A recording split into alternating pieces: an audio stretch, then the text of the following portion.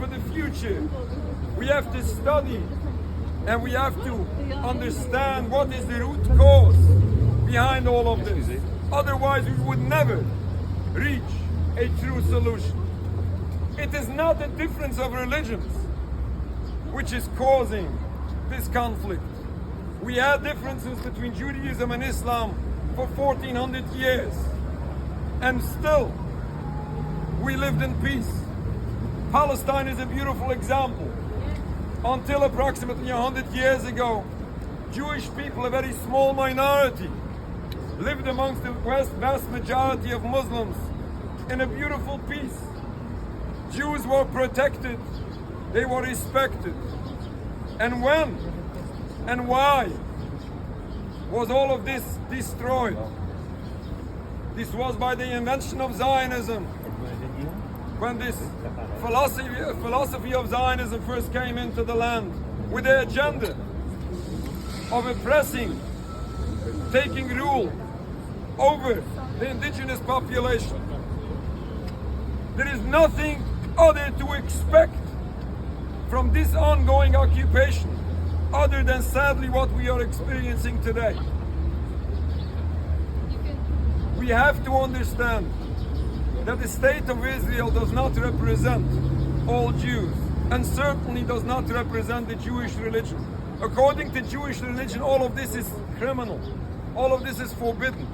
Basics of Jewish belief teaches that Jews are in a divinely decreed exile. We are even forbidden to create a sovereignty for ourselves. But especially when this is by killing, stealing, oppressing an entire people. This is not only criminal according to international law. This is a true violation of Judaism. And still, those people who choose not to follow Judaism misuse that very same religion to justify all those crimes forbidden in Judaism. Yes. We have many Jewish people, masses of Jewish people in Palestine today. Many masses of Jewish people the world over who are embarrassed by all what is going on for these decades, who publicly oppose this occupation. Sadly, the voice is silenced. On purpose it is silenced. As the voice of Palestine is sadly silenced. Yes, it's way better today than it was for 20, 30 years ago. But still there's a long way to go. In order to reach a true peace, in order to reach a solution, a lasting solution, we have to address and we must address the root cause. The root cause is this criminal occupation which is oppressing an entire people. And sadly, there is nothing other to expect from all of this. We have to end this occupation in its entirety. We pray and hope to God that this ends with no more suffering. This can end in peace. If people will ask me my advice, the leaders of Israel should wake up tomorrow morning and step out of the Knesset and return the land back to indigenous population. I guarantee peace. Yes. Let me tell you this. There was a great holy rabbi, a Holocaust survivor. Afterwards, he was the chief rabbi of Jerusalem.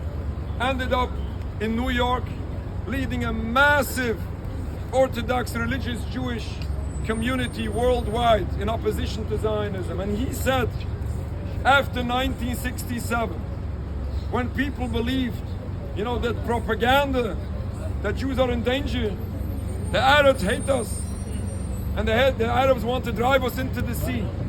And he said with his wisdom, and it was shocking to many people, if the Zionists truly are looking for peace, if they would be willing to give up their nationalism, there would be peace. The way he said is that the United Nations will be able to work out a nice peace.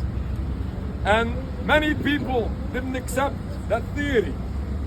But since then, there was an end of South Africa, the apartheid in South Africa. We have to use the end of apartheid South Africa for an example to prove Rabbi Teitelbaum's point.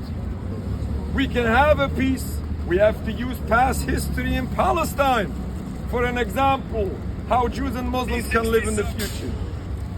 We have to stop this occupation in its entirety, and we hope that all of us here in Canada, in Palestine and the world over, can once again, Muslims and Jews can live in peace as we did before, inshallah, God willing.